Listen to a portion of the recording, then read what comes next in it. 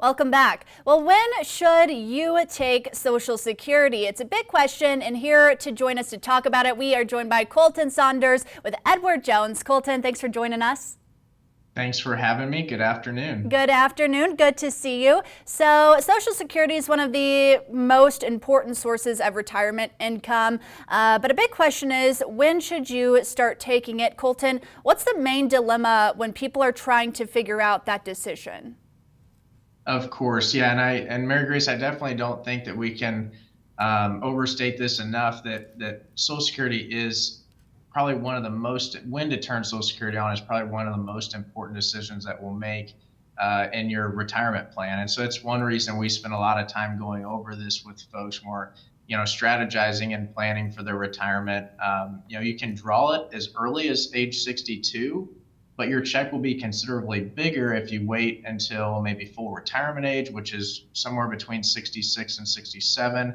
Or if you wait until even age 70, you can delay it up to age 70 and you can have even a larger paycheck. But there's a few considerations that we generally talk with. One of them is life expectancy. So, none of us have an expiration date stamped on us. It would certainly be nice when you're planning to know how long am I going to live, because we could maximize your Social Security a lot better that way. But that's definitely one thing we look at. Do you have longevity in your family, or maybe you haven't been quite as lucky with longevity in your family history, and then we may consider starting to take it earlier and not waiting as long. So life expectancy is definitely one of those key factors that we're going to look at when trying to plan for that. You want to make sure you are alive and able to enjoy this income and not really have it go to waste.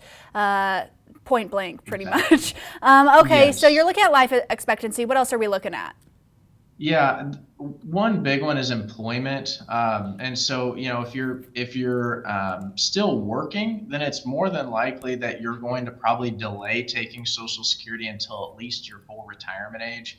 If you start taking Social Security prior to your full retirement age and you're still working and you're making over $22,320 a year, which is this year's number, then Social Security will deduct $1 for every benefit from every dollar of benefits that you make over that. And so you will get penalized if you are making over that $22,320 figure.